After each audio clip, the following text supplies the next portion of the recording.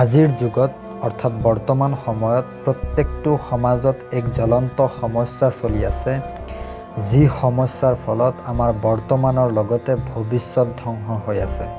কিন্তু এই সমস্যাৰ প্ৰতি আমাৰ সমাজৰ জ্ঞানী মুৰব্বীগণসকলে আওকাণ নকৰাৰ ফলত এই সমস্যাটো দিনক দিনে ডাঙৰ হৈ আছে।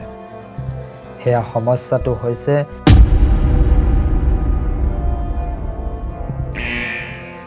our youth get addicted to drugs.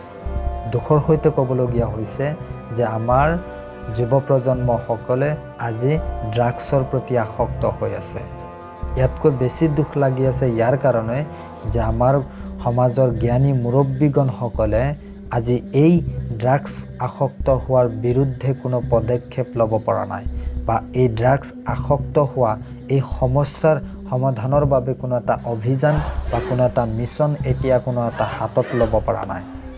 এতিয়া যদি আপোনালোকে ইচ্ছা কৰে এই সমস্যাৰ সমাধানটো কৰিব পাৰিব, কিন্তু মই গেৰাণ্টি দি কওঁ কেইক বছৰমান পিছত এই সমস্যা সমাধানৰ বাবে আপোনালোকে আগবাঢ়ি আহিব, কিন্তু এই সমস্যাটো আপোনালোকে সমাধান কেতিয়াও কৰিব নোৱাৰে।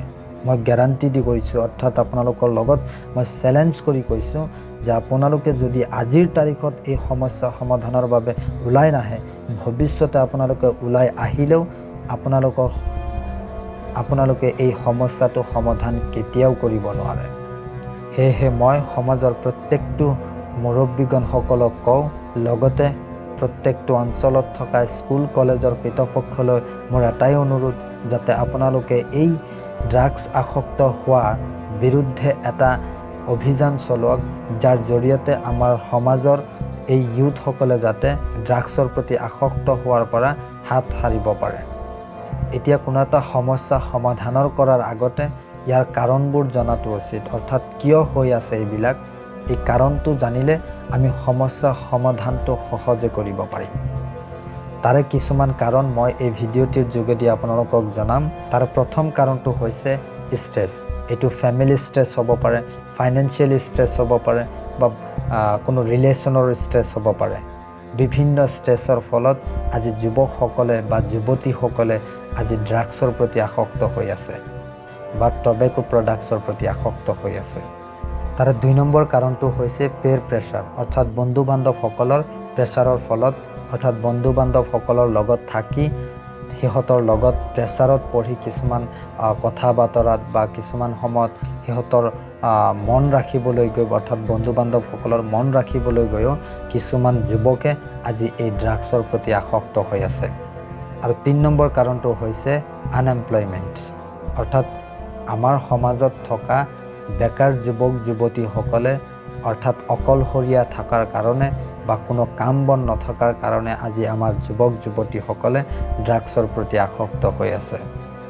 কিন্তু আজিৰ এই ভিডিঅ'টিত মই এই 3টাহে কাৰণ দেখুৱালোঁ, কিন্তু সমাজৰ ওপৰত ডিপেণ্ড কৰি বা ফেমিলিৰ ওপৰত ডিপেণ্ড কৰি এজন যুৱকে ড্ৰাগছৰ প্ৰতি আসক্ত হোৱাত আৰু ভিন্ন কাৰণ থাকিব পাৰে।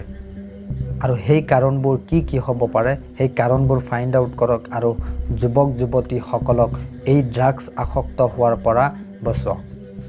কিয়নো ইউথসকলেই হৈছে আমাৰ দেশৰ ভৱিষ্যত।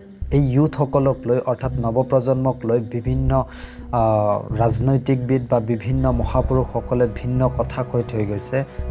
তাৰ মাজতে Nelson Mandela, who was a first black president of South Africa, তেখেত এষাৰ কথা কৈ থৈ গৈছে যে a nation depends on its youth. এটা জাতি বা এটা দেশ সেই জাতি বা দেশৰ ইউথসকলৰ ওপৰত ডিপেণ্ড কৰে, অৰ্থাৎ নিৰ্ভৰ কৰে। আৱাৰ first prime minister Jawaharlal Nehru, তেখেত এষাৰ কথা কৈ থৈ গৈছে যে youth are the foundation of a nation. আমাৰ এই নৱপ্ৰজন্মই হৈছে আমাৰ দেশৰ ফাউণ্ডেশ্যন। তো বিভিন্ন মহাপুৰুষে এই ইউথসকলক লৈ, এই যুৱকসকলক লৈ বিভিন্ন কথা কৈ থৈ গৈছে, আৰু কিছুমান এনেকুৱা কথা কৈ থৈ গৈছে যে আজিৰ যুৱকসকলে কালিৰ লিডাৰ, অৰ্থাৎ যে আজিৰ যুৱকসকল কালি হৈছে আমাৰ লিডাৰ। তে আজিৰ এই যুৱকসকলে যদি এই ড্ৰাগছ খাই য'তে ত'তে পৰি থাকে বা টবেকো প্ৰডাক্টছবোৰ যদি খাই নিজৰ জীৱন ধ্বংস কৰে, তেনেহ'লে আমাৰ ভৱিষ্যতে আমাৰ লিডাৰবোৰ ভাল হ'বলৈ যোৱা নাই।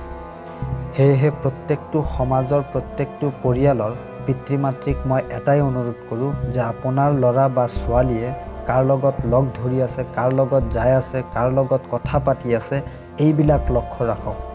আৰু আপোনালোকৰ ল'ৰা ছোৱালীকো আপোনালোকে অলপ সময় দিয়ক, যাতে আপোনালোকৰ ল'ৰা ছোৱালী বাহিৰা কিবা কিবি কাম কৰাৰ পৰা বিৰত থাকে। আৰু আপোনালোকৰ ল'ৰা ছোৱালী যাতে আজৰি সময়ত অলপ খেলা ধূলা কৰিব পাৰে, তাৰ বাবে আপোনালোকৰ ল'ৰা ছোৱালীৰ বাবে খেলা ধূলাৰ বস্তু কিনি দিয়ক। মোবাইল নিদিব। মোবাইল দিয়াত আপোনালোকৰ ল'ৰা ছোৱালী ষ্ট্ৰেছ ফিল কৰিব, অৰ্থাৎ ডিপ্ৰেশ্যন ফিল কৰিব, লগতে ই অকলশৰীয়া অনুভৱ কৰিব। আৰু এটা কথা যে পিতৃ মাতৃৰ পৰা আৰম্ভ কৰি স্কুলৰ টিচাৰ্ছসকল সকলোৱে এই যুৱক যুৱতীসকলৰ প্ৰতি লক্ষ্য ৰাখক, যাতে এই যুৱক যুৱতীসকলে টবেকো প্ৰডাক্টছৰ কণ্টেক্টত আহিব নোৱাৰে। আৰু অৱশেষত মোৰ এক বিনম্ৰ অনুৰোধ যে প্ৰত্যেকটো সমাজত থকা এই লোকেল ব্যৱসায়ীবিলাকে 20 বছৰৰ তলৰ ল'ৰা ছোৱালীবোৰলৈ আপোনালোকে যাতে কেতিয়াও টবেকো প্ৰডাক্টছবোৰ চেল নকৰে। এই ভিডিঅ'টিতো অকল মোৰে মতামত আগবঢ়ালোঁ যে এনেকুৱা সমস্যা সমাধানৰ বাবে এনেকুৱা পদক্ষেপ ল'ব লাগে।